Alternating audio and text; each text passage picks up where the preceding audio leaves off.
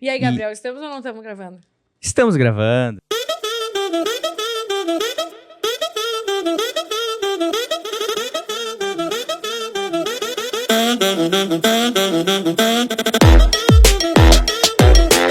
Coisa boa. Gente, hoje estamos aqui já para gravar mais um episódio. Diego Vinhas não pôde estar presente hoje e várias vezes estão vendo que a nossa agenda tá muito louca, graças a Deus, a correria que a gente gosta muito. Mas estamos aqui com o Nívio hoje.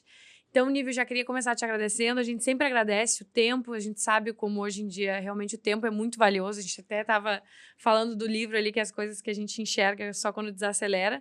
Então, como é importante a gente estar presente, já desligamos o celular também. Mas, e como é bom tu estar dando esse tempo para nós também, né? A gente curte muito ouvir histórias, sabemos que o nosso público gosta muito de ouvir também. Então, muito obrigada por estar aqui com a gente. Com a gente, né? Eu, o Gabi e a Cruzada, que falei a gente como se o Vinha estivesse aqui, mas ele não está. Não, mas tá aqui, tá em Tá presença entre de nós, espírito, tá está entre presença de nós, o time, o Diego, o Paloma, obrigado pelo convite. É uma alegria poder aprender também com a galera que tá aqui, aprender se ouvindo também, se escutando, né? Porque isso também constrói, ajuda a gente a revisitar a própria história, né? O que a gente vem fazendo, então eu agradeço. Esses dias eu até tava lendo ali um texto, tava falando como é bom quando a gente se resgata às vezes, né? A gente fica tão no automático e aí a gente acaba esquecendo tudo que a gente já conquistou e como é bom esse momento de resgate também, né? Eu vou me conectar com quem eu sou, com as coisas que importam e o quanto isso nos leva para frente também, né? Então, como é bom esse equilíbrio de, eu sou uma pessoa nova, venho com muitos novos conhecimentos que eu venho agregando, mas também como é bom quando eu retorno a Paloma em essência, né? Isso. Então, Se conhecer é se permitir também confiar em si mesmo. Né? A gente não consegue confiar em quem a gente não conhece, né? Então, exatamente. revisitar, olhar para dentro, lembrar das histórias, né? Que chorou, que sorriu, então, muito legal. É muito Obrigado. bom. Vai ser um EP forte, hein, tu? Que ele já veio Já com... já veio me fazendo Caraca. revisitar quem eu sou.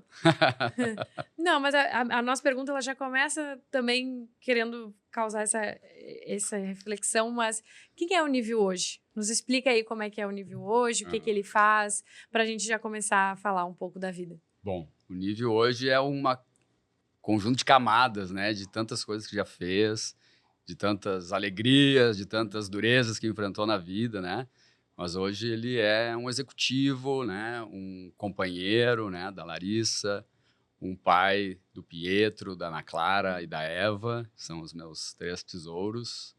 E como executivo hoje eu estou à frente da Fundacred, né? Como presidente da Fundacred, que é uma fundação gaúcha, assim como eu, da terra, né? Nascido aqui na terra, e que atua há 52 anos promovendo acesso à educação para mais de 100 mil brasileiros e brasileiras. Então, Que legal. esse é o nível, né? Eu falo que em Fundacred porque eu estou lá há muito tempo, né? Há 27 anos, então não tem como falar sobre o nível sem falar da Fundacred. Eu já aceitei, né, isso como algo que faz parte da minha essência mesmo. Eu não consigo me desvincular disso e com muito orgulho e que isso tenha ainda presente na minha vida por muito tempo. Boa. E, então, quase nasceu com o Fundacred, né? Você já tá há 27 anos lá. Como é que é essa história, assim?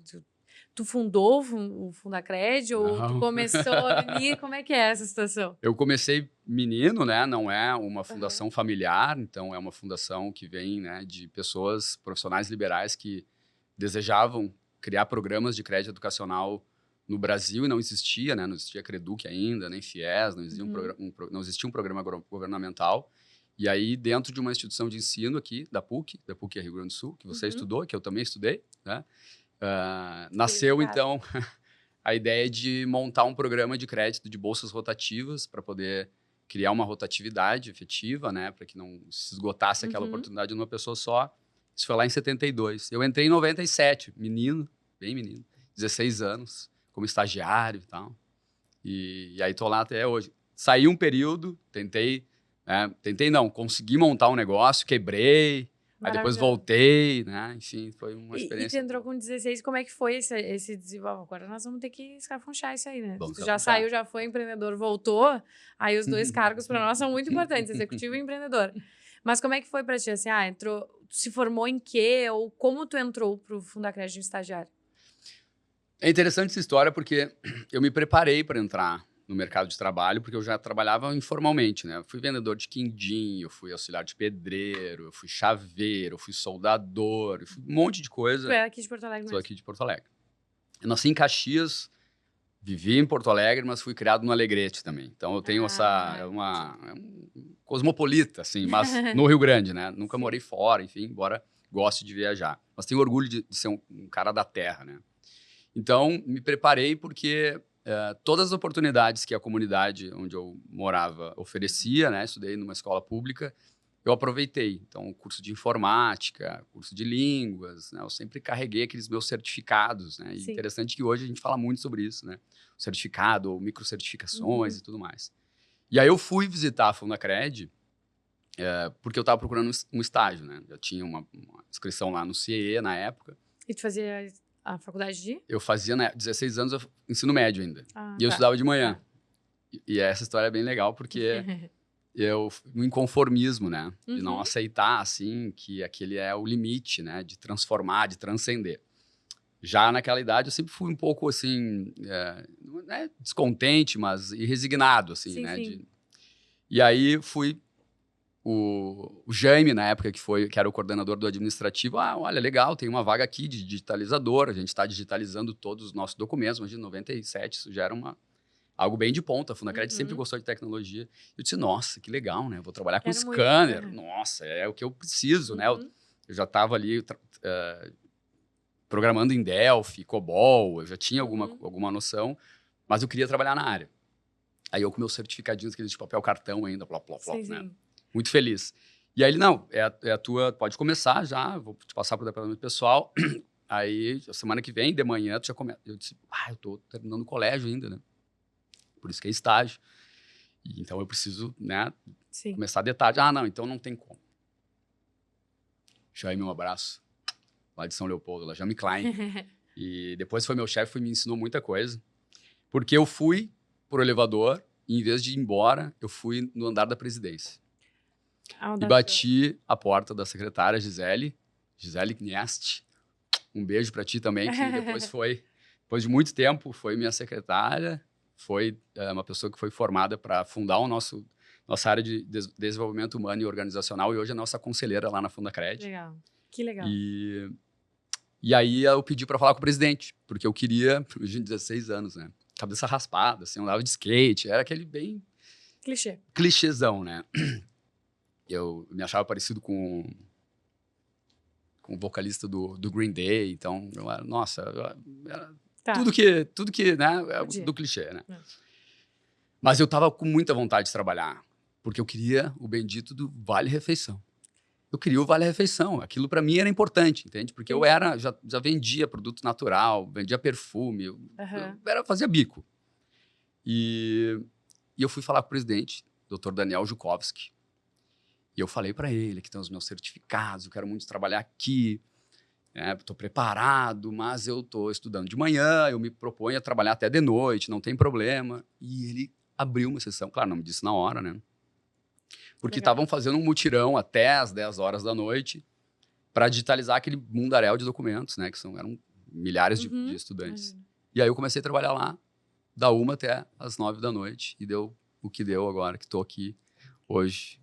Depois de 27 anos, trabalhei na área de tecnologia, depois fui para a faculdade de Direito, que é a tua pergunta, fui fazer Direito na PUC. Mas aí, nesse momento, como é que foi indo, assim, entrei como digitalizadora ali, como é que foi mudança de cargo, assim, né? Pois então, muito tempo depois, fui montando também esses bloquinhos todos, né, revisitando, como a gente falava antes de começar a nossa conversa, para poder reconhecer essa história, né? Entender o que de fato aquilo foi como chave, né? Dessas mudanças, e entendi que aquilo que eu fazia era intraempreendedorismo, né? Empreender dentro da organização, fazer coisas diferentes, né? Ou ocupar o espaço do tolo. Tem um livro do Jung ali, então ocupar o estereótipo do tolo quando efetivamente as pessoas não queriam executar uma tarefa que não estava na sua função. Então, basicamente isso, mudar processos, me propor a fazer alguma coisa diferente naquilo que era a minha atividade e ocupar os espaços vazios, né, como o tolo, e depois o tolo especialista. Surge uma coisa nova, um problema novo, Eu ia lá e, não, pode deixar que eu faço. Pode deixar que eu faço. Né? E aí tu é o tolo especialista. Então, aconteceu de eu sair da digitalização para a área de cobrança na época, e eu gostava de fazer isso, porque eu falava com pessoas, e eu gosto de falar. Eu ligava para o Brasil inteiro, eu sabia o DDD 81, Recife, 71, Salvador, eu sabia os DDDs dos lugares, eu já quase que também conseguia, com aquela idade, tenra idade ainda, né, sair já com 17 anos, me comunicar bem com as pessoas de todo o Brasil. Isso foi muito legal, porque depois, muito tempo depois, eu vou fazendo esses pulos assim, né? Sim.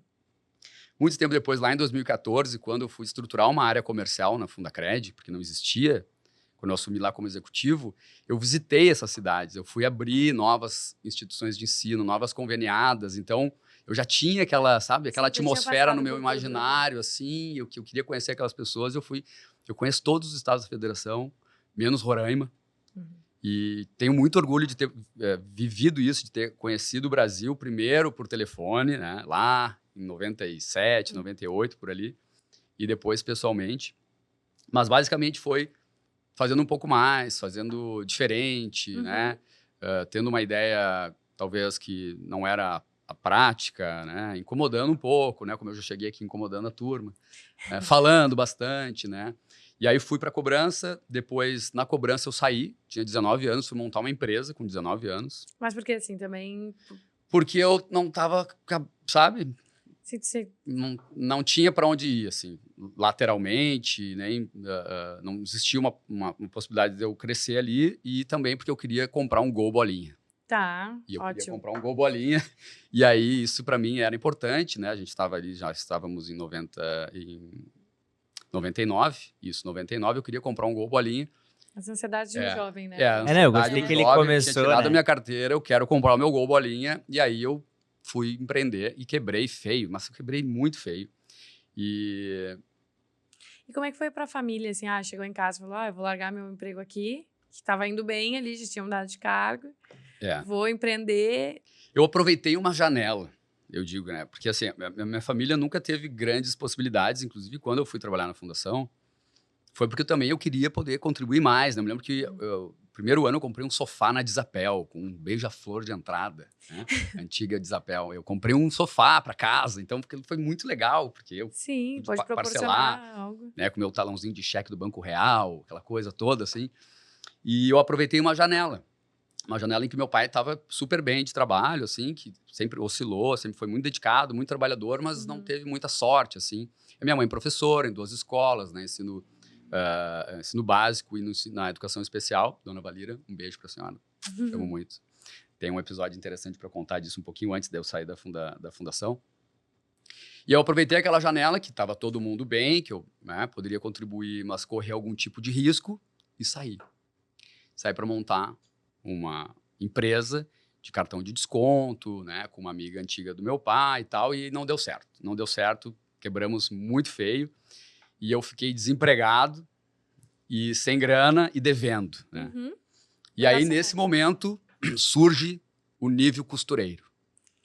Eu passei a fazer estojo, necessaire, mochila e saía para vender no centro, em todas as Brasil, Benjamin, e para poder pagar as contas, né? Porque tinha a sala para pagar. E onde vinha essa tua loucura, assim? Tipo assim, agora eu sou costureiro e eu vou vender mochila por Porto Alegre. De ser inquieto mesmo. De ser inquieto, assim, de não... Você precisa de uma solução. Tem uma coisa que a minha mãe... E aí eu volto um pouquinho ali. Ainda, um mês depois eu consegui esse trabalho, até às 10 da noite, né? Chego em casa, depois da aula, que eu só pegava a minha marmitinha, que a minha mãe fazia, então, por isso, né, a minha gratidão. Pegava a minha marmitinha e ia pegar o ônibus para ir para a fundação. E eu, em vez de ir para a cozinha, fui para a cama dela, cama, né, grande. A minha cama, inclusive, era no quarto da despensa ali, né, que naquela época os apartamentos tinham dispensa. Aí eu deitei na cama da minha mãe, assim, mãe, eu não vou mais, eu quero jogar bola, eu quero fazer meu horário, meus amigos estão jogando bola, estão conhecendo gente, eu saio de lá às 10 horas da noite, né, vou pra academia, chego em casa às 11 da noite, não quero mais isso. E a minha mãe braba, né? Muito braba. Te levanta daí, filho meu não vai desistir de nada. Tu sabe muito bem o que tem que dizer, eu quero, eu posso, eu consigo. E não tem essa de desistir e tal. E isso é uma coisa muito presente na minha mãe, assim, na vida dela, como ela desafiou a vida e conquistou as coisas dela, né? Muitas vezes como arrimo, né? Como chefe de família no sentido de principal fonte de renda da casa. Então, isso eu não tinha opção. Não tinha como, né, dar ré e aceitar e tal. Então, fui fazer o que tinha à disposição. Minha mãe tinha uma máquina de costura, né? Eu tinha um amigo que sabia, já tinha feito mochila para Pichulim na época, 500 anos. Eu disse, cara, me ensina aí, corta, a gente desenha, vamos começar a fazer necessaire pequenininho, eu saio para vender nas lojas da Benjamin, da Cis Brasil. E é isso. E eu saía e fui pesando 68 quilos nessa caminhada, porque eu ia a pé. Assim. Então, era legal. Dia de chuva a gente fechava, costurava, e dia de calor eu ia para vender. E certa feita, nesse momento, eu já estava casando pela primeira vez e tal, e com filho, né? Engravidei muito jovem, aí o Pietro, que hoje tem 22, ligo. Eu estava assim, mas tinha pagado as contas, já tinha entregue a sala, eu estava naquele momento assim, outra janela, né? As janelas, assim, o universo, ele tem as suas peculiaridades. A gente só precisa fazer silêncio e escutar, é o que eu digo. Por isso que às vezes a gente precisa desligar tudo e ficar em silêncio, porque ele fala muito baixinho. E nessa janela de depois de ter entregue a sala, de ter pago, né, as pessoas, né, e que eram a coisa mais importante para mim, vendendo mochila, vendendo necessaire, eu tô naquele momento de o que eu vou fazer, né, da vida. Eu já tinha entregue a sala, já tinha trabalhado com material cirúrgico, vendendo material cirúrgico, acompanhando cirurgia, enfim, que meu pai tinha conseguido com um amigo dele e tal. E me ligam da fundação. Aqui é o Michael, lembra de mim, aqui da fundação, a gente está estruturando o departamento jurídico aqui, eu sei que tu trancou a faculdade nesse meio tempo, quando eu falei, eu tranquei a faculdade. Tá fazendo faculdade? Eu disse, não, eu tranquei porque eu estava com alguns negócios e tal, né? Tudo é romantização, né? Do jeito que a gente conta. Isso, estava com alguns negócios, algumas oportunidades surgiram, outras estão surgindo, enfim. Com a agenda muito cheia. Tu pode passar aqui na semana que vem? Eu disse, olha, semana que vem, eu acho que eu posso. Tem uma janela na minha agenda lotada. Tem uma janela aqui na minha agenda, eu acho que eu posso. Vou poder ir. Porque a gente está pensando, e tu fazia a cobrança muito bem, né? E se tu quer voltar para a faculdade, aí fazia muito sentido, porque era aquele crescimento lateral que eu queria naquela vez e tinha o ticket. E o Vale-Refeição jamais esquecido por todos. Tinha o Vale-Refeição, tinha o Vale-Refeição. Então, e neste exato momento, eu já estava grávido, né? Já existia o Pietro, ainda não, né? Não nascido, mas ele já existia. Então, caiu como uma luva. Aquilo foi muito importante.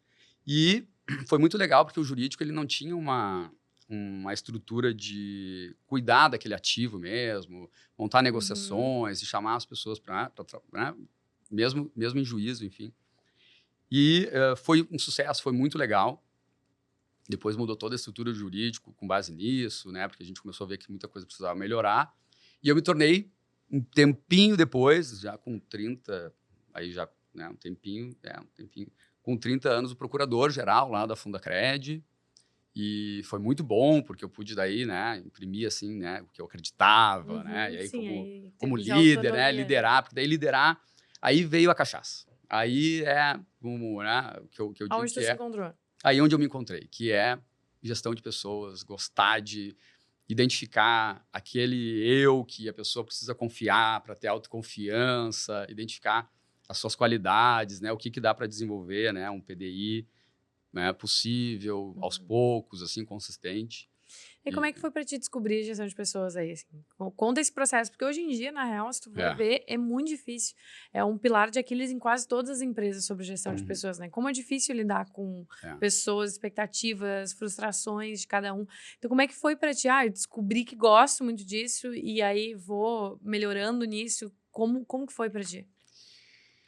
Pois então, as coisas vão acontecendo, né? Não existe um plano, porque as organizações, muitas vezes, elas pegam alguém que é muito técnico, né? Assim, algumas vezes eu estou sendo, assim, bem sutil, né? Porque a maioria das vezes as pessoas pegam alguém que é muito técnico, que faz algo muito bem, e colocam ele, jogam ele numa situação de ser líder, né? Isso é muito bom para quem está sendo, né, alçado aquele voo importante, mas é muito difícil fazer a gestão de pessoas.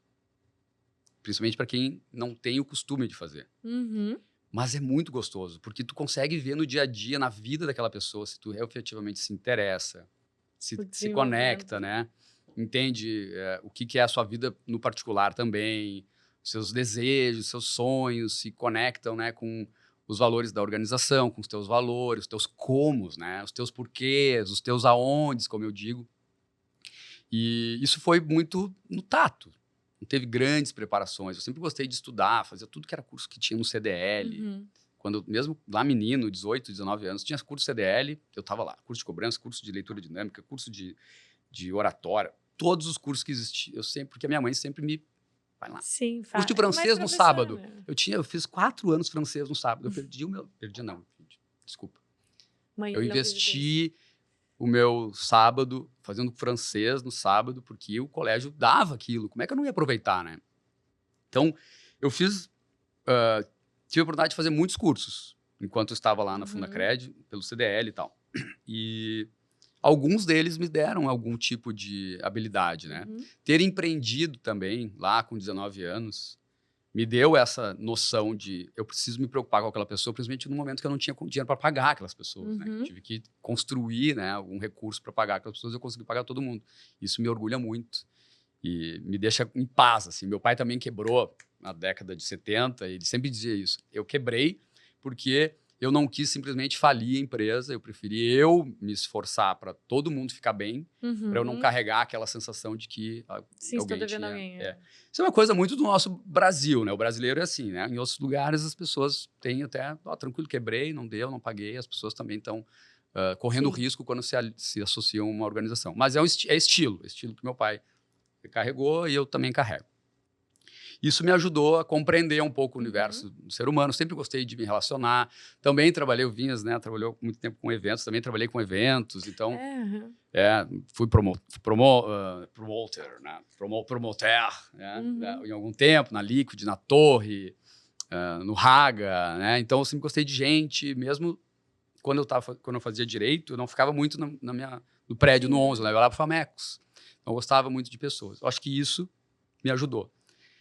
Mas o que efetivamente constrói valor, né, que na minha avaliação, é poder consumir materiais, consumir profissionais, né, no bom sentido, né, se associar a pessoas, pedir ajuda, ver o que tem de metodologia, de resultados, né, conquistados. Né? Hoje a gente tem uma série de ferramentas, de PTW, tem lá, como fazer benchmarking de diversas formas, dependendo para onde a organização quer ir. Mas acho que isso é um cuidado que aquele gestor, que talvez não tenha grandes recursos, né, para imprimir no seu novo líder, né, possa, pelo menos, sentar junto ali e construir. Dar um direcionamento, né?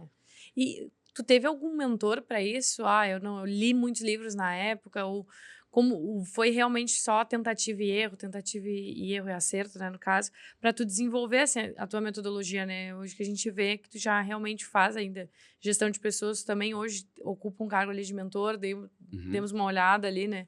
Então, como foi para ti esse desenvolvimento teu também, né? Que também é, de uma certa forma, uma gestão de pessoas. Acho que todos os meus líderes, né? A minha mãe, o meu pai, as minhas irmãs, né? A Cláudia, a Rosane, que também são irmãs mais velhas, né? Sempre me conduziram para algo. Os meus líderes na Fundacred, o Jaime, o Michael, a Tatiana, né? A Gita, todos eles construíram valor, né? Para minha forma de atuar como líder. Mas, assim, de consumir, né, materiais e de realmente sentar do lado de pessoas que são profissionais, né? Eu tive a honra de ser mentorado e fazer também o programa de mentoria do Paulo Amorim, né? Que já não está mais entre nós, mas foi um cara super importante, head de pessoas da Dell no mundo, global. Também a Rita Michel, né? Também, que é da Paralax, onde eu me formei. Pessoas como termos de leitura, né? M. Edmondson, né? De segurança psicológica, que isso é algo que é vital dentro de uma organização. Raj Sisodia, são pessoas que eu não conheço pessoalmente, né? Jurgen Apelo, do Management 3.0, pessoas que, mesmo eu não conhecendo pessoalmente, né? Lendo as suas obras, escutando o que eles falam em podcasts, né? Constroem, assim, quem eu hoje sou como líder, assim. E devo estar esquecendo de muita gente, né? Não, mas é normal. E isso me deixa bem angustiado, porque as pessoas realmente fazem parte, né? São camadas da gente, né? A Rosemary Dallagnol foi alguém que me ajudou na Fundacred de forma, assim, vital a partir de quando eu me tornei diretor, né? Lá na Fundacred. E foi a minha plataforma, digamos assim, porque lá é um cargo eletivo, né? Então, é o diretor estatutário, que foi de trabalhar pessoas, processos e tecnologia. Né? E para cada uma dessas áreas, né, de conhecimento, pude ter, né, tive o recurso, né, de poder chamar essas pessoas. O Maurício, né, que foi um outro grande líder em processos, o Maurício Bittencourt, que hoje é nosso conselheiro lá na Fundacred. A Rosemary Dallagnol também, Dallagnol, que veio da Ticket, né? Então, alguém que construiu, né, muito do que hoje a Ticket Log tem de gestão de pessoas. O Márcio, né, que é o CEO da Brivia, lá também foi alguém que me ajudou muito com tecnologia e branding, que foi, assim, fantástico, né? Porque tudo isso é liderar. Hoje a gente lidera problema, né, no caminho de solução, ou lidera pessoas, né? Ou a gente lidera os nossos processos, a gente mesmo, né? Os nossos dilemas, né? Os nossos gatilhos, né? Então, mas foram construções interessantes. Participar de eventos, né? Todos os eventos da BRH, que tem nacionalmente, e também aqui no Sul, vale muito a pena, porque isso também é conteúdo, né? E tu vai trocar uma ideia com alguém, vai conhecer alguma coisa nova.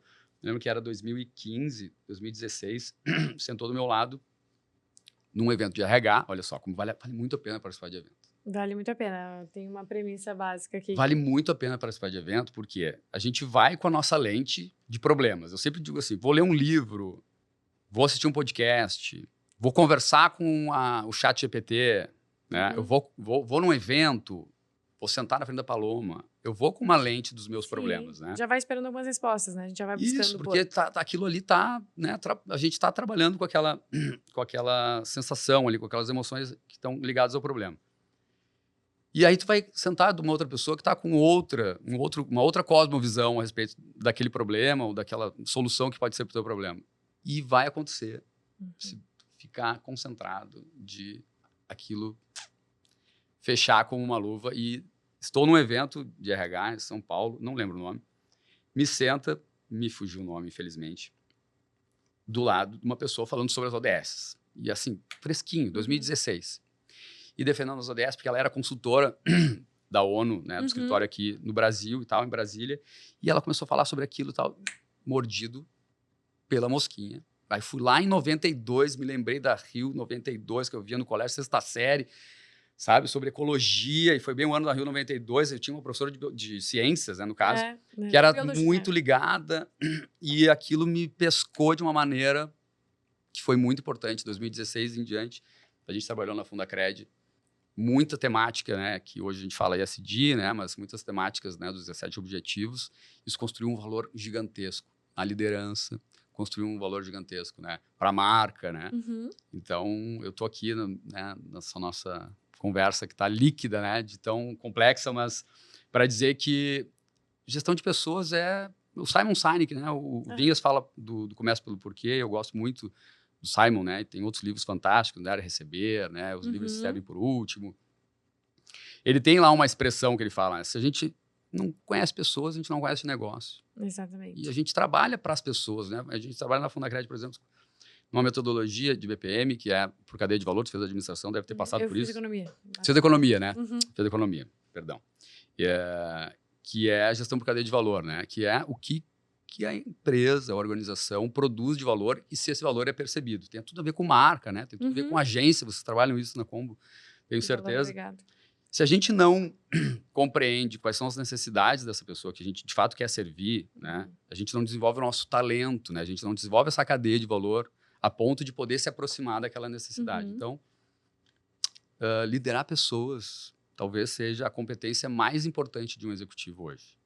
Porque é a única forma de se conectar com o ser humano de verdade, entender seus objetivos, de onde veio, o que carrega, né, em As si. ambições também, né? E para justamente poder entender o cliente. Centralidade no cliente, sem a gente minimamente compreender o que é o ser humano, assim, que é muito difícil, né? Bem complexo, eu diria. Bem complexo, eu diria. A gente olhar para dentro já é uma complexidade assim, muito interessante, difícil, né? Para quem, né, tem a sorte de poder fazer terapia ou a coragem de poder fazer terapia, né? Eu recomendo também. Muito. Higiene, assim como escovar os dentes. Faça terapia. Quanto mais, né, conhecer o outro para poder gerar valor para os clientes. Então, e como foi para ti, e como é, né, passar para tua equipe essa importância da gestão de pessoas, né? A gente sabe que quanto mais vai passando os cargos, hoje tu não tem contato, talvez, direto com o pessoal que vai ter contato direto com o teu cliente, mas como é que é passar essa cultura de tanta importância, assim, para gestão de pessoas? Pois é, eu tenho a sorte e a coragem também, porque agir com o coração, né? Verdade, botar isso no dia a dia para não estar só na teoria, porque a teoria é importante, né? Mas o exemplo, ele arrasta, né? As palavras movem, os exemplos nos arrastam, né? Eu tenho a oportunidade, toda primeira segunda-feira do mês, eu tomo um cafezinho com as novas pessoas da Fundacred. E agora a gente vem fazendo uma outra dinâmica que é, um mês depois, eu volto a conversar com essas mesmas, um ano depois com essas mesmas pessoas, né, que ficaram na casa, depois com 3 anos, depois com 5, depois com 10, depois com 15. Por quê? Porque nesse cafezinho eu falo muito sobre o que é o nosso propósito, né, que é o talento que encontra a necessidade do mundo, que cada um passa a ser, na diversidade cognitiva, um novo ponto de vista, e a cada ponto de vista menos um ponto cego. Isso para o negócio é muito importante. Então, quando eles trazem, né, das suas histórias, assim, suas dores, as suas alegrias, suas conquistas, né? Como eu, já foi a Cidade de Pedreira, já foi Chaveiro, já foi Tio Batatinha. Eu já fui Tio Batatinha também. Esqueci de contar, como animador infantil. Aquilo tudo é algum tipo de qualidade, né? De atenção, de ponto de vista, que é super importante. Então, nesse primeiro contato, a gente, né, eu tenho a oportunidade de falar isso para quem entra, mas eu também deixo muito claro para todas as pessoas que aquela respeito com adição de admiração e também de fé, né, que são, como eu brinco, né, as camadas do respeito. Respeito é com todo mundo, reverência, que é o respeito com a admiração, é uma construção de intimidade. E a fé, né, ou a devoção, que não tem nada a ver com dogma religioso, mas é a admiração reiterada que tu não precisa ver mais, né? Já acredita na pessoa, é com o líder. Então, a gente constrói essa rede mesmo, viva, esse sistema vivo, né, a partir de muita conversa e repetição. A gente repete o nosso propósito, que é transformar vidas promovendo acesso à educação. A gente explica o que isso significa, transformar o acesso, o que isso significa, o que significa para o Brasil, né, colocar esses 25 milhões de pessoas que não conseguem acessar, por exemplo, o ensino superior, o que isso traria de benefício no PIB, o que isso representaria de riqueza, de aumento de salário, né, com dado, né, pegando PNAD, pegando coisas que são concretas, não só na filosofia. E faz questão de que essa galera se conecte com o seu líder. E aí a gente tem treinamento, né, constante, recorrente com os líderes, papo de líder. Eu participo de todos também. Legal. Né, que é todo mês tem o papo de líder. A gente promove também que participem de eventos, né, da sua área e que façam depois um report, o que aquilo vai influenciar no seu perímetro de responsabilidade, nas entregas que são esperadas. Então, o líder, ele, de fato, né, a gente constrói um espaço para que ele seja admirado verdadeiramente, né, pela sua conduta, pela sua liderança, pelos 7 níveis de delegação, que às vezes tem que sentar junto, por usar o boné, às vezes de coach, às vezes de mentor, às vezes de consultor, né? Coach fazendo perguntas, né, quando não sabe exatamente o que fazer, o mentor contando as suas histórias, ligando na sua rede de relacionamento, o consultor vamos fazer juntos, vamos fazer agora, vamos sentar aqui, a gente vai fazer juntos. Sim, tal. ensinar também, né? Então, mas isso, claro, depende de uma segurança psicológica, né? A gente fala muito de como é que a gente vai se encontrar, se permitir ser quem a gente é, com aquele ponto de vista, né, que é singular, é único, irrepetível, se não tem um espaço para erro, né? Ou falhas, né? Que não são as falhas que a gente reitera, são aquelas que a gente faz pela primeira vez. E aí a gente busca metodologias. Aí em 2017, eu encontrei uma que foi um sucesso em algumas organizações, hoje ela está super bem difundida aqui, OKR, fui estudar OKR, eu fui mentorado por um cara, quase que eu esqueço dele, Tomás Ribas. Procurem o Tomás Ribas quando forem falar de OKR, ele é o melhor, sem dúvida nenhuma. E hoje a gente faz Agile Organization, Agile Leadership com ele também, que é uma boa formação. Todos os líderes, isso é muito legal, porque agora não é mais só o nível, agora é todo mundo, né? Comprou os métodos ágeis, né? Mesmo o jurídico lá, o jurídico fala sobre métodos ágeis, ele é ágil na sua adaptabilidade, é fantástico, tem robotização. Assim, a Fundacred é uma joia, Tenho muito orgulho de falar da Fundacred, muito orgulho. Coisa boa ver quando alguém fala assim. Então, a gente foi criando espaços de segurança psicológica mesmo para as pessoas se experimentarem, né? É um outro livro interessante que a gente estava falando sobre livros, né? E a gente utiliza bastante, né? A cultura da experimentação do Tonk, né? Falhar, anotar, ser cientista, né? Da sua função. A gente permite isso e OKR foi um espaço que a gente conseguiu construir para isso, tendo objetivos, né, e resultados chaves bem desafiadores, mas que todo mundo pode participar. Então, não necessariamente alguém que é daquela área que atua, né, com aquele resultado desejado precisa estar no squad daquele resultado desejado. Pode estar no squad que vai tratar de alguma coisa de gestão de pessoas, de um objetivo que a gente quer conquistar, enfim. Muito legal. Isso Isso é muito legal. Eu gosto muito de falar do Fundacred. Carrego o Fundacred no meu peito aqui, verdade. E qual é a parte mais difícil para ti hoje? Parte mais difícil é, claro que nessa construção de que o líder, né, ele está mais na ponta, né, e os seus liderados e assim por diante, nessa rede, né, eu uso a esfera de Hoberman, aquela que abre e fecha, assim, muitas vezes para falar disso com a galera. Muitas vezes a gente se sente longe, né, do problema. Então, a dificuldade é criar espaços para o presidente, que na nossa visão é alguém que olha para a visão estrategicamente, né? Um lugar para a gente chegar, olhando as ameaças e oportunidades. A gente gosta muito de trabalhar com matriz, né? Matriz de risco. Viver com Risco é um outro livro muito bom, que me abriu os olhos para essa visão de risco entre ameaça e oportunidade, recomendo. Uma escritora fantástica, esqueci o nome, mas Viver com Risco. E cuidar da cultura, né? Que não existe obviedade, né? Não existe obviedade. O óbvio é alguma coisa inalcançável, né? Mas cuidar da cultura, na nossa avaliação, é realmente entender se os valores estão permeados. Então, tem esse cafezinho, onde eu participo. Eu estou sempre no papo de líder. Eventualmente, eu tenho conversas com líderes, por exemplo, agora no nosso programa de Jovem Aprendiz. A gente gosta de fazer as coisas diferentes, né? Eu vou servir mais um pouquinho de água, porque eu falo muito. Claro. Nem ofereci.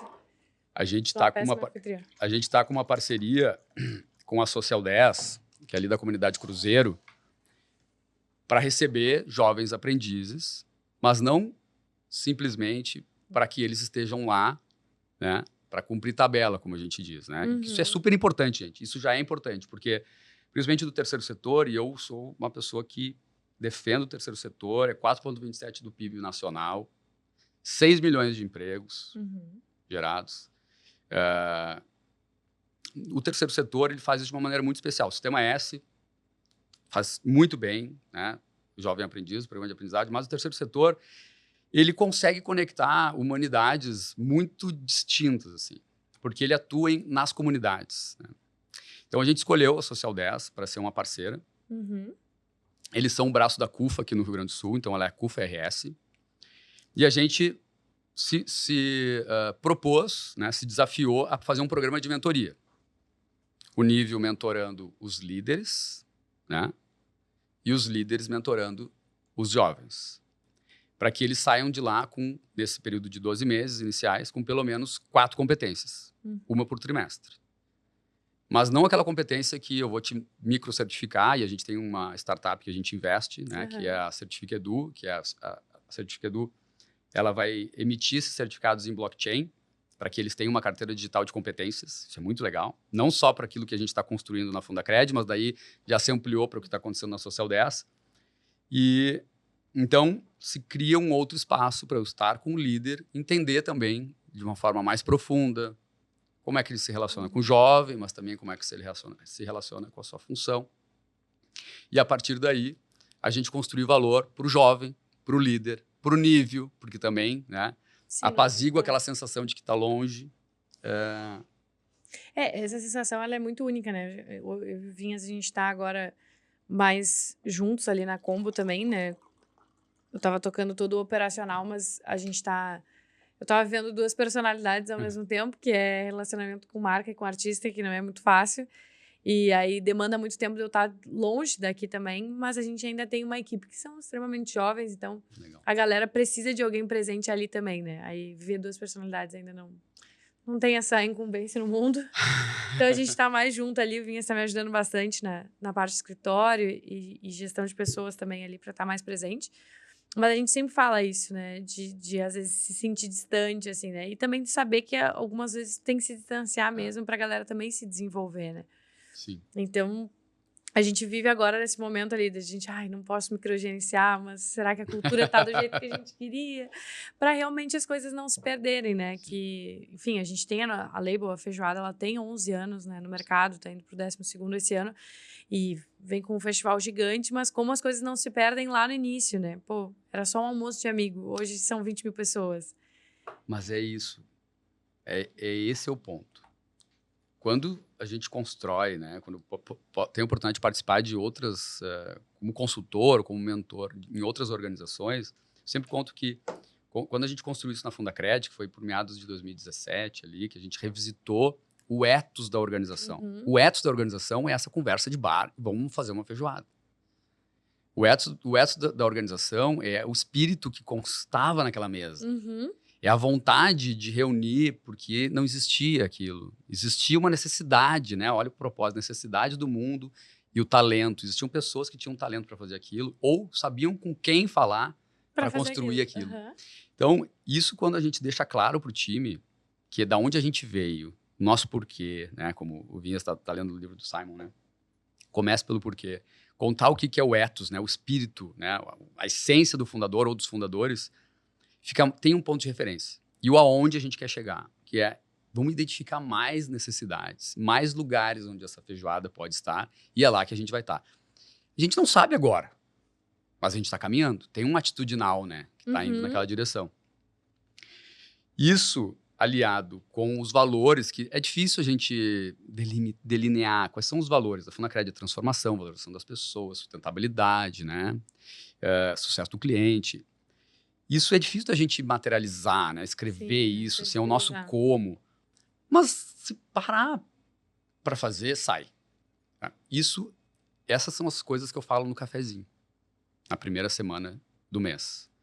Porque depois que tu fala esse combo de informações, né? Fala quem somos nós. Eu começo antes do porquê, eu tenho um vetor anterior, que é nós, sociedade, nosso terceiro setor, né, o que a gente faz aqui como política pública, né, um setor que não é o primeiro setor, que é o Estado, que é o governo, que não é o segundo setor, que é quem distribui lucro, que é a economia, que ferve, né, no país, é o terceiro setor, né, que não distribui lucro e que muitas vezes, né, executa política pública ou executa cultura, né, e de outras formas associativas, o que a sociedade quer, necessita. Quando a gente constrói isso e tem uma visão em quanto tempo, né, quanto tempo quero ser reconhecido como. Isso já dá uma clareada. Sim, dá um belo norte. Né? Dá uma clareada. Eu sei que parece filosofia, assim, no sentido de não prático, mas isso se é repetido, reiterado, ele se torna uma atitude mental. Né? Se torna um aonde eu preciso olhar. Se eu estiver perdido no meio do caos, ou da névoa, né? E com o tanto de informações que a gente tem também, as oportunidades, elas são muitas o tempo inteiro. Então, realmente, se tu não tem um norteador estratégico, é impossível tu conseguir chegar e ser assertivo. E depois tem ferramentas, né? Por exemplo, 7 níveis de delegação, do Jurgen Appelo. Por sinal, os holandeses são escritores fantásticos. O Jurgen é um dos escritores holandeses que eu gosto muito. E ele tem um livro, uma metodologia, né? Tem formação, inclusive no Brasil tem, que é o Management 3.0, que ele, entre outras coisas, ele tem esses 7 níveis de delegação, que é muito legal. Que primeiro é esse. Será que eu tenho que sentar e fazer junto? E o último, para não me estender muito, eu nem preciso olhar. Eu só aponto e concluo com ele, né? Que aquilo é importante, né? Ou também, para evitar essas coisas dos dogmas organizacionais ou da burocracia, o poder do escritório sempre foi assim, vai ser assim, né? Os gabrielões e tal. Criar uma estrutura, né? De um respeito ao indivíduo e de uma admiração ao ponto de vista dele, que é o livro do Tom, que esse é A Cultura da Experimentação. Leiam esse livro, ele é bem importante. Ele traz uma metodologia aplicada à ciência, né? No sentido da metodologia da ciência, que é o ABCDE, né? Que basicamente é não obedeça. E nesse primeiro cafezinho, assim, olha, aqui na Fundacred não pode obedecer. Ou a gente se compromete, e aí é o ABCD, que é do awareness, do belief, do commitment, né? Sim, sim. ABC. Ou volta uma casinha, pede pro teu líder bilifar, como eu brinco, bilifa para mim, awareness para mim, né? Porque eu preciso acreditar nisso. Porque se eu acreditar, eu vou me comprometer. E se eu me comprometer, eu vou sair vendendo. Eu vou difundir. E se todo mundo passa a difundir a partir de comprometimento, aí embeda, né? Aí incorpora. É como tu fazer o caldo de legumes. Tu botou o tomilho, botou o louro e tal. Depois tu não separa mais. Isso é cultura. Na minha avaliação, só isso é cultura organizacional.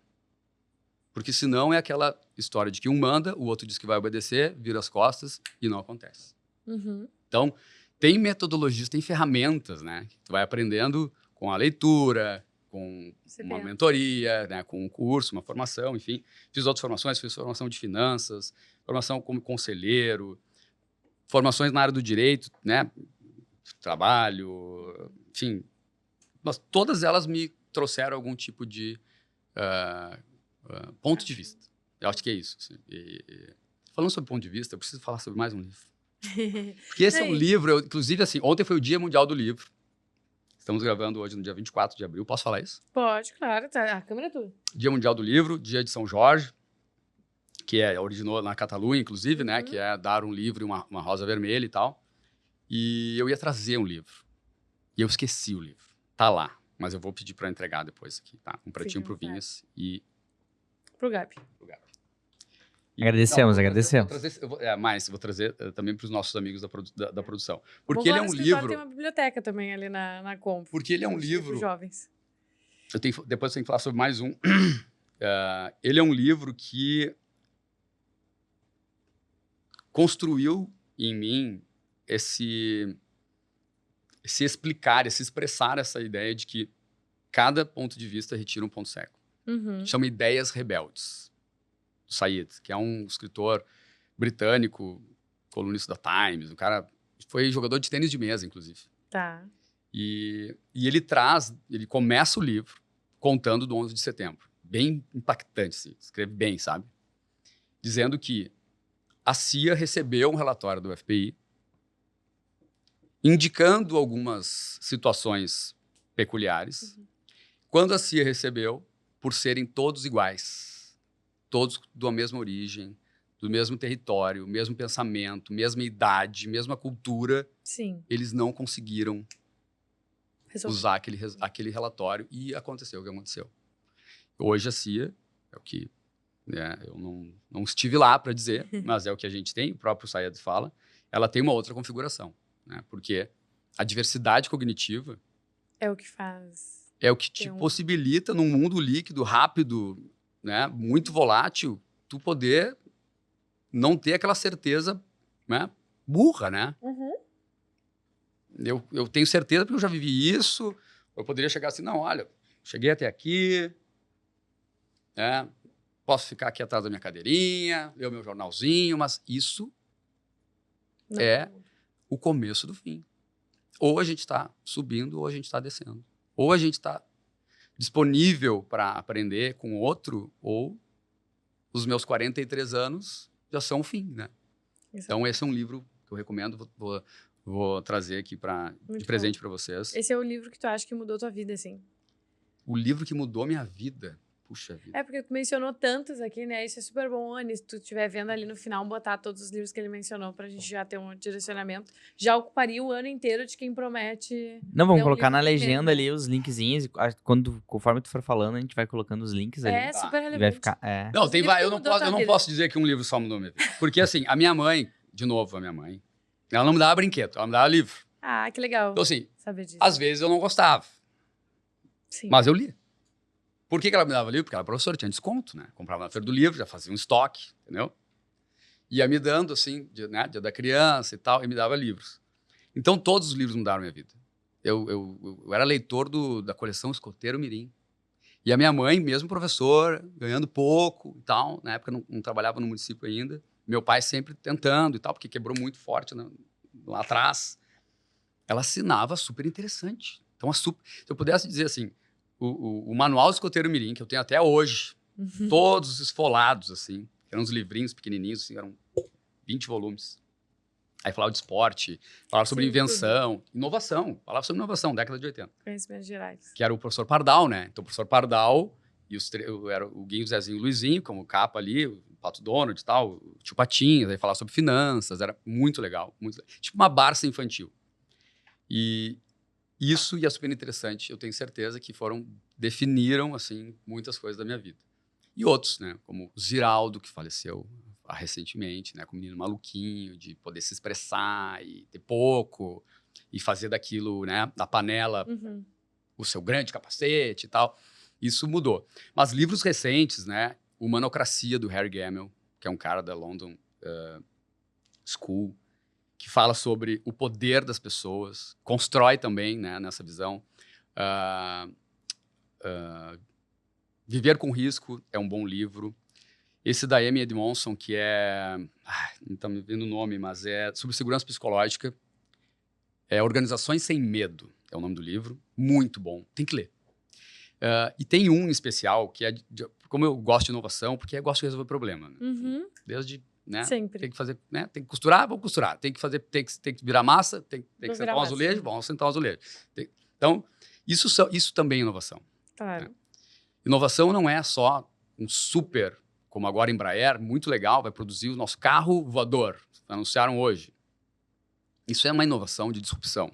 Mas a inovação incremental, que é aquela que resolve problemas no dia a dia, ela é super importante. E é muito interessante isso, porque a pessoa que cunhou a expressão inovação disruptiva chama-se Clayton Christensen.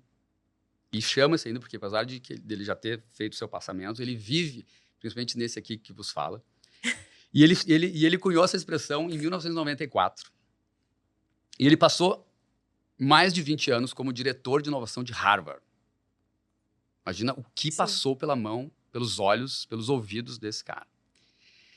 E ele escreveu vários livros sobre a teoria da inovação.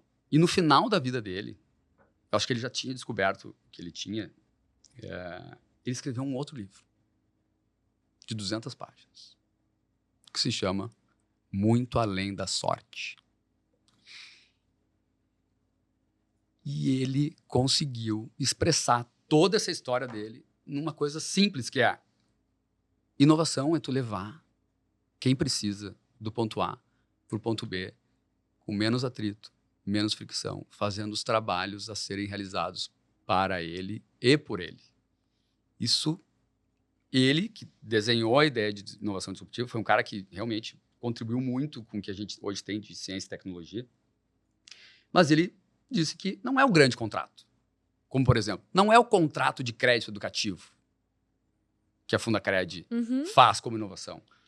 É tu ter um cara de UX que cuida para que aquela landing que ele chegar vai ser confortável, que ele vai mostrar como é que ele vai conseguir um fiador, o atendimento, mostrar para ele que a identidade que ele tem que colocar, ele tem que gerar um pouquinho mais. São as pequenas contratações que levam aquela pessoa que precisa do teu produto ou serviço, do ponto A para o ponto B. E esse livro, se vocês não forem ler nenhum outro, leiam o Muito Além da Sorte, porque ele é Muito bom. definidor.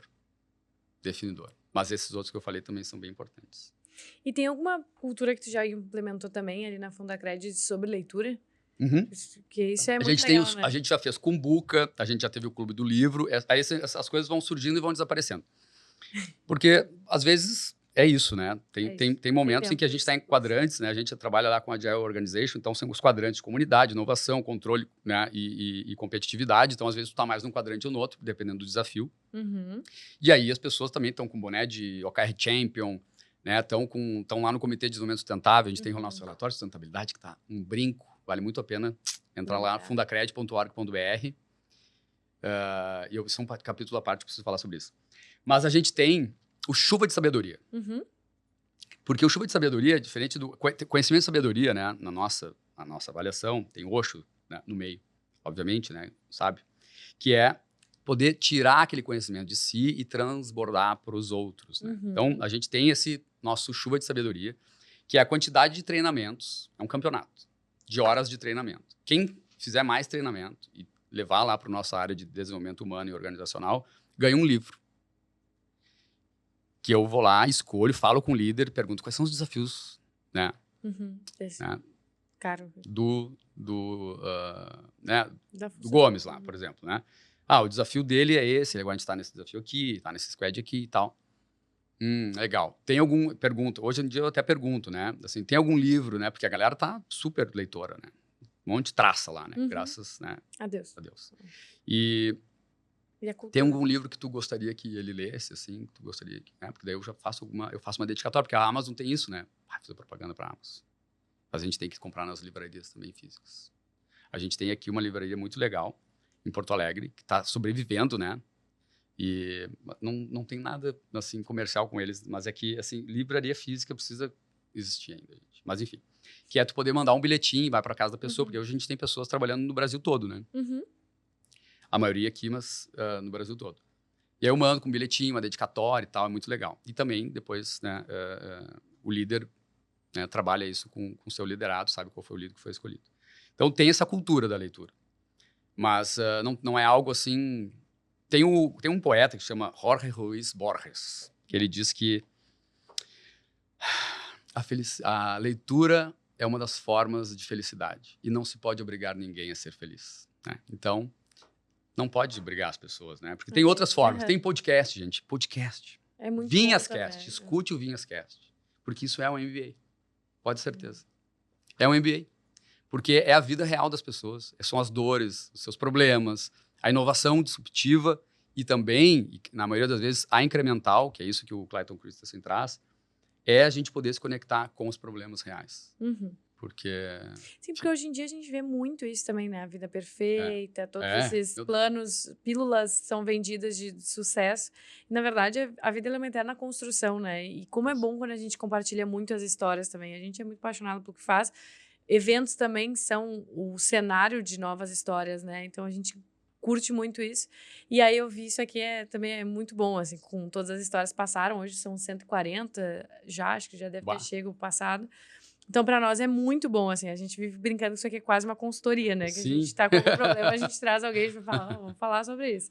Mas muito legal ouvir essa parte dos livros, assim, o quanto eles mudam e o quanto tu também consegue levar isso para dentro da tua empresa também, né? E uma das minhas questões, assim, é porque a gente ali na Combo tinha muito mais isso antes também, de ler muito em conjunto. Então, a gente lia muito sobre Rock in Rio, era tudo muito distante, né? A feijoada começa para 300 pessoas, né? Esse ano ele chega a 20 mil. Então, ela é uma construção, assim...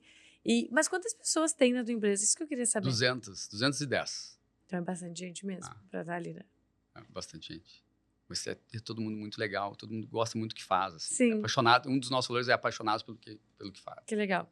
E a gente fala bastante sobre isso. Até a gente vem olhando para isso como, será que é paixão ou será que é amor, né? Sim, porque perdura muito tempo. Porque perdura, enfim. A gente também não coloca nada na pedra e a gente escuta muito. E eu falei sobre o relatório de sustentabilidade e uma das coisas que a gente aprendeu trabalhando nas ODSs, olhando, né, para o que é não só o social, né? A governança, que é super presente em fundação. A governança assim, é altíssima, auditoria, é super governança altíssima, né? Área de compliance e tudo mais. Social é uma coisa que a gente nasceu para isso, né? A vontade do fundador, né? A própria configuração jurídica, né? Uma fundação de direito privado é um fundo para uma ação, fundação, né? É para atingir um objetivo social, né? Uma política pública executada pelo terceiro setor. Mas a gente olhar para o nosso principal stakeholder, que é o planeta, né? E que, para alguns, né, Gaia, né, a parte pensante do planeta, a parte racional, a parte que atinge alguns níveis, assim, até espirituais, é o ser humano, né? Então, é algo que a gente faz parte, né? É muito legal e a gente aprendeu muitas coisas nessa jornada de sustentabilidade, de desenvolvimento sustentável, de regeneração, né? Regenerar as nossas relações, revisitar, fazer diferente, regenerar o planeta, porque já não é mais não é mais sustentável só sustentar, a gente precisa regenerar. E escutar, eu vinha falando sobre escutar, a gente aprendeu, lá a gente tem a Thalia, que é a nossa Relações Institucionais, e a gente fez juntos, né, uma formação em GRI, que é uma metodologia, tem SASB também, que é de produção de relatórios de sustentabilidade. São frameworks assim, de como tu contar essas histórias, que são histórias que tu vai construindo e vai te comprometendo, né? E tem algo muito interessante que eu acredito que toda organização poderia fazer, se é que não deveria, que é fazer a matriz de materialidade, que nada mais é do que uma matriz daquilo que tu deseja fazer, né, como ação, né, como objetivos, e até o que tu já vem fazendo, e ouvir o teu público de interesse. Ouvir o Estado, ouvir os teus clientes, obviamente, né, toda a gama de clientes, ouvir os teus fornecedores, ouvir quem tu te relaciona, basicamente, né? E a gente teve essa oportunidade riquíssima de fazer essa leitura presencial, online, com muita gente, uma gama de pessoas muito grande. A gente construiu a nossa matriz de materialidade, que nada mais é do que o seguinte: casar o que tu quer fazer com aquilo que, para quem tu serve, né? Ou para quem tu te relaciona, gostaria que tu fizesse. Isso também aponta muita coisa legal, até de tu revisitar teus objetivos mesmo, sabe? E como pessoas, né? A gente aqui também, né? Poderia estar te fazendo um monte de perguntas, mas eu estou aqui para responder perguntas, né? Isso também te reposiciona, né? A gente não pode viver só em razão do que o outro deseja que a gente faça, ou seja, né? Porque a gente tem que olhar para dentro, né? Tem que ter esse silêncio, né? De se escutar. E se não vier nada, escreve, porque vem. Né? Tô andando sempre com meus alfarrábios aqui, que eu digo, meus óculos, é claro. Mas é importante escutar. Escutar nos conecta, né? Quando a gente fala sobre sinergia, que não é exatamente a soma dos elementos que na sua composição, né?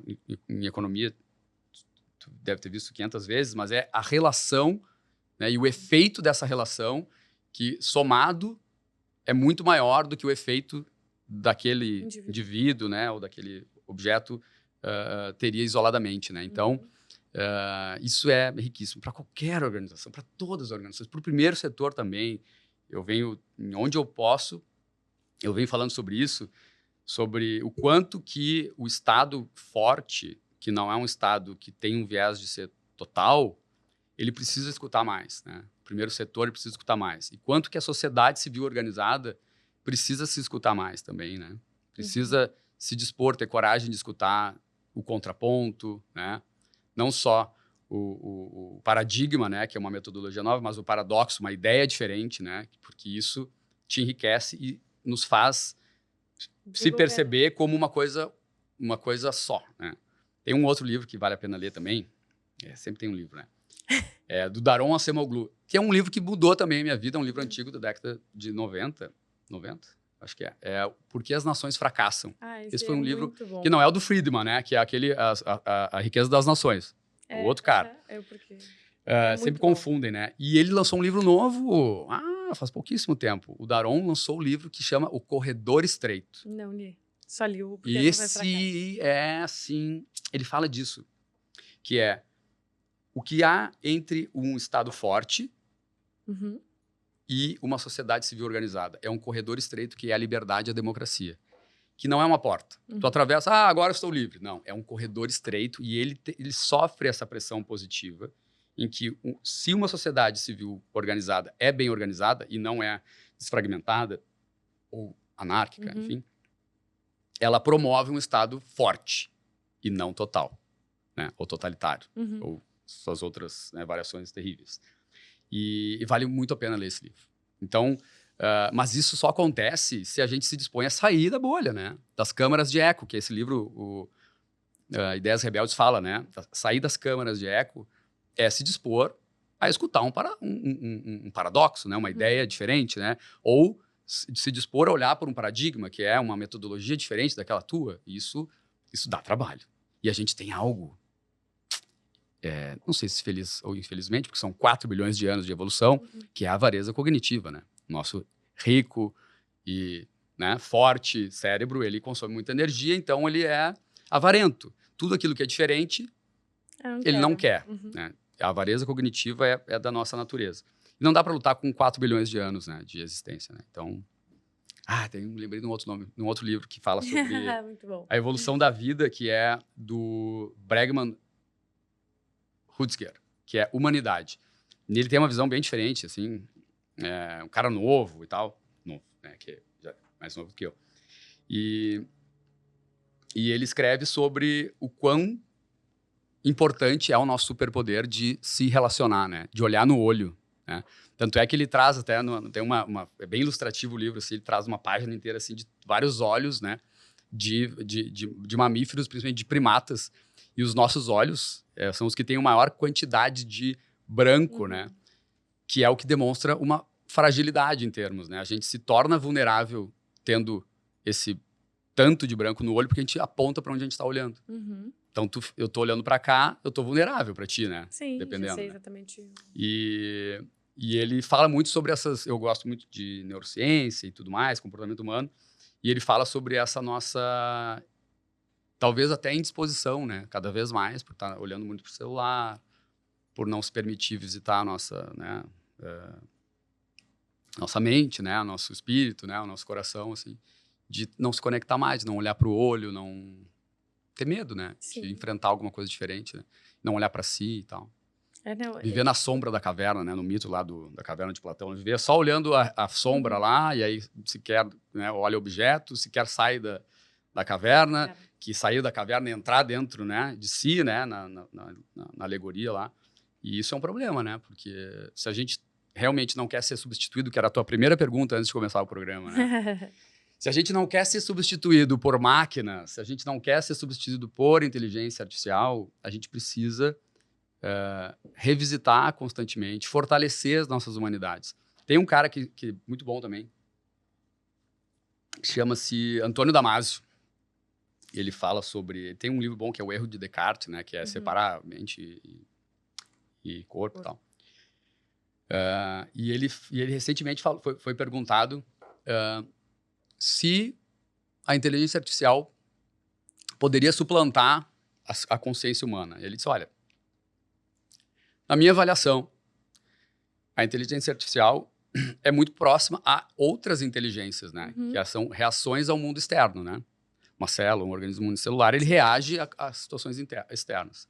A mente humana, a inteligência, a consciência humana, ela, além de ter essa capacidade, né, ela tem uma outra disposição que é a subjetividade daquilo que desperta, né, nas suas emoções, e isso não é by design, né? Sim. Isso é uma construção, né, de todas as camadas e tal, que na visão dele, que ele é um neurocientista muito conhecido, eles não vão, a inteligência artificial não vai chegar. Tem um outro livro muito bom sobre inteligência artificial, e esse é mais antigo, que é do Kai-Fu Lee, AI Superpower, e é um livro muito legal, porque eu preciso falar desse livro. Porque ele é um cara que nasceu em Hong Kong, foi para os Estados Unidos, ele foi um dos primeiros caras a programar inteligência artificial nos Estados Unidos. Aí. Ele voltou para a China, ali, continente. Ele fundou o escritório do Google, ele fechou o escritório do Google, ele conheceu muita gente, começou a produzir muita coisa, e ele escreveu esse livro, que vale muito a pena, porque ele fala sobre aspectos culturais, né, e por que a inteligência artificial geral é muito difícil de ser atingida, não essa estrita, que é a árvore de decisão, RPA e tudo mais, e LLM, e ele explica por que a tendência é que ela aconteça lá pelo volume de dados, o que depois de ChatGPT e OpenAI, isso tem se... Mas eu vou deixar para vocês lerem, vocês vão gostar. É muito legal. Muito bom. A gente consultou uma biblioteca hoje no podcast. Não, mas uma das coisas que eu ia falar é muito bom falar com quem tem tanta referência também, né? De livros e tal. A gente vê que isso também vem se perdendo na cultura jovem hoje em dia também. É muito difícil a gente conseguir estar falando pra galera, tipo, ó, larga o celular aí, dá uma lida aqui. Então, e o quanto isso é importante e o quanto as coisas que estão escritas há muitos anos fazem muito sentido. É inacreditável. Então, às vezes, eu brinco muito, né? Mas a economia, ela está escrita há muitos anos. Antes de tudo ser criado. E ainda tudo faz muito sentido. Então, eu acho que vale muito. A leitura ela é muito importante. Mas a minha última pergunta, a gente já está há 1h10 aqui, já no podcast, nem parece. Nem parece. Mas eu queria saber qual é a tua maior dica para quem está começando, assim, pô, comecei a assistir esse podcast, vi que é um cargo executivo alto, já empreendeu, já quebrou, lê muito, tá sempre aprendendo, mas qual é a tua dica, assim, para a galera que está começando a sua jornada profissional? Bom, eu tenho tido a oportunidade de visitar esses jovens, não só os jovens que estão lá na Fundacred, mas os multiplicadores lá na CUFRS, né? E uma coisa que eu tenho trabalhado nessa galera que está chegando, né? É que, primeiro, esqueçam isso de que é uma geração neném, a geração que... Vocês não são essa geração. Vocês não são essa geração. Vocês são a geração que vem de territórios que eu nunca acessei. De histórias que eu nunca vivi. Vocês são irrepetíveis. A primeira conclusão que precisa ser rascunhada. Cada um é uma história irrepetível. Cada um é um ponto de vista que é irrepetível. Isso é a primeira noção que a pessoa tem que ter. A partir do que você já viveu. E assim, não é só da coisa boa. É da coisa ruim também. É da dificuldade. É de não ter tido para viver mesmo, a base, né, do que é uma vida. Não estou nem dizendo da vida boa, né, da vida boa platônica, né, aristotélica, aquilo que, né, chegar, né, num aspiracional assim, mais elevado, mas da vida da pirâmide de Maslow, da base, né, de comer, de vestir, de estar no conforto, né, do que não é passar frio. Né. Isso é uma camada que ninguém vai ter. A tua camada é uma camada que ninguém vai ter. E se a gente não acredita nessa camada, se a gente não acredita naquilo que a gente viveu, que é irrepetível, que ninguém tem, de que a gente acessa territórios que ninguém acessa, ou que a gente acessou lugares que ninguém acessou, a gente não se conhece. E se a gente não se conhece, a gente não vai confiar na gente. A gente só confia que a gente conhece. Então, por favor, de ficar se comparando com o alheio em rede social, ou porque o outro tem isso, e o outro viveu isso. Uhum. Porque isso é não olhar para dentro. Isso é não olhar para dentro. Olhou para dentro, viu que tem um valor que ninguém tem, porque a gente é singular, é o primeiro passo. Depois é costurar coisas que...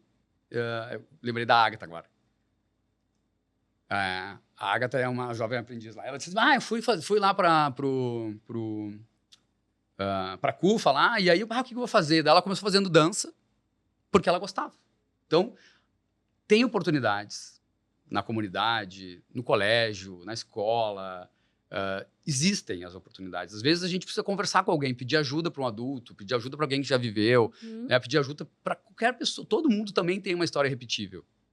Para apontar, eu gostaria de ter uma oportunidade de fazer um curso, né, de acessar uma pessoa, né? A gente está sempre a uma pessoa de alguma outra pessoa para pedir um conselho, não ter vergonha. Mas aí ninguém confia no jovem. Confiam no jovem. E a gente precisa quebrar isso, porque também é etarismo.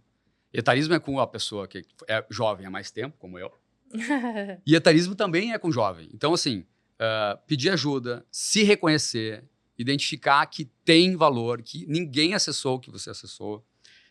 E depois, é claro, né? Não é todo mundo que tem condições de comprar um livro, né? É caro o livro. No Brasil é caro, porque o poder de compra das pessoas é muito baixo, né? Então, assim, mas pedir emprestado, ir na biblioteca do colégio, né? Me lembrei da Agatha também. A Agatha, ela mudou de colégio, pegou a ficha da biblioteca, está lendo 3 livros por semana e tal. E aí, vai na biblioteca, entendeu? Pede o livro emprestado para alguém, manda uma mensagem, @Nívio Delgado no Instagram. Vai lá, Nívio, eu quero um livro emprestado para tal coisa, né? Ou dá uma referência de tal livro, se mora longe, enfim. Porque se a gente pede ajuda, o nosso superpoder, já diz o Bregman, já diz o Damasio, já dizem as pessoas que pensam que não é o nível só está acessando isso e contando para vocês. O nosso superpoder é a inteligência social. O Goleman tem um excelente livro, inclusive, que chama Inteligência Social, que é contar sobre a nossa capacidade de interagir e de ser, nessa sinergia e nessa relação, uma potência com os outros. Então, essa é a minha dica. Assim. Podcast, claro, tem muitos recursos, né? Essas informações hoje. Mas o primeiro passo é olhar para dentro. Maravilhoso, perfeito. Eu queria te agradecer, assim, e só para lembrar, né? Se as pessoas que chegaram até aqui, junto comigo e com o Gabi, que estão com essa vontade de ler os 62 livros que ele citou, e aí não curtiram, não compartilharam, nem comentaram. Não ir lá, seguir todo mundo, dar um eu acho likezinho. impossível, né? Pô, vai ali, compartilha, se inscreve no nosso canal também, demora 3 segundos, né? É muito rápido. E não esquece de ir ali comentar também qual é o livro que tu quer ler, né? Pelo amor de Deus. Eu saio daqui agora com 7, vou ter que abrir, infelizmente, a Amazon, mas eu tenho que abrir a Amazon, vou ter que comprar. Eu tenho mais um recado para dar. E aí, eu falei bastante de terceiro setor e nem todo mundo faz a declaração completa do imposto de renda. Né? Mas muito funcionário público faz e vai para essas pessoas que, primeiro, têm a sorte, né? E a sorte ela é uma construção. Não estou falando que é privilégio, porque privilégio é aquilo que a gente não fez nada para ter. Mas a sorte também é a que a gente constrói, né? Que tem a sorte de fazer uma declaração do imposto de renda completa, né? Aquela que vai lá, junta todas as despesas médicas, né? Do colégio do filho e tal.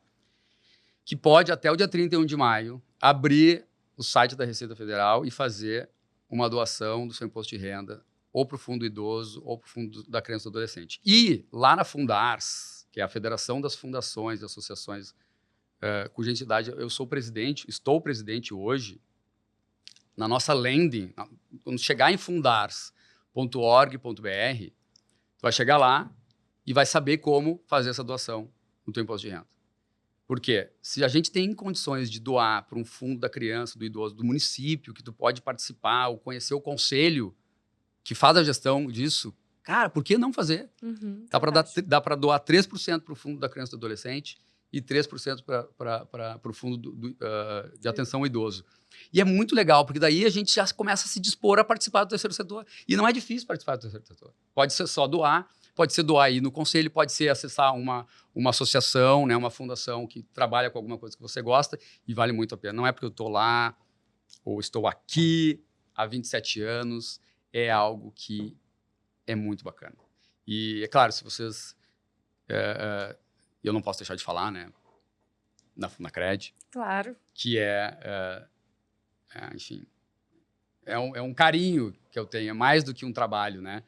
É um amor mesmo, que se você conhece alguém que não consegue estudar, porque não consegue pagar a mensalidade da instituição de ensino, seja superior, graduação ou a pós-graduação, agora também cursos técnicos, agora também ensino médio, vai lá, www.fundacred.org.br e conheça o nosso trabalho, que é feito por essas pessoas que eu contei para vocês. Então, assim, é muito bem feito. É muito bem feito, é feito com muito amor.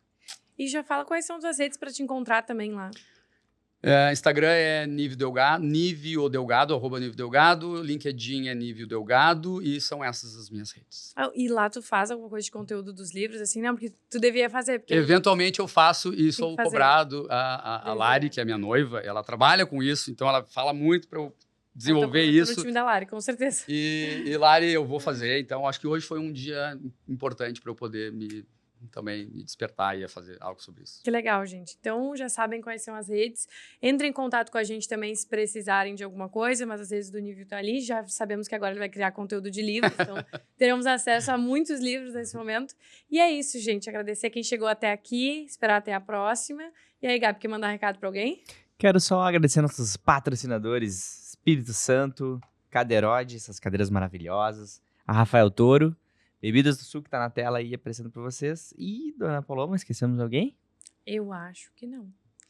E a Red Bull, né? Agradecemos, mas eu vou agradecer de novo, porque ela é realmente que nem nesse momento me faz estar em alta em todos os negócios. Então, um beijo pro pessoal da Red Bull aí com a gente também. E é isso, gente, viu? Até a próxima. Beijos.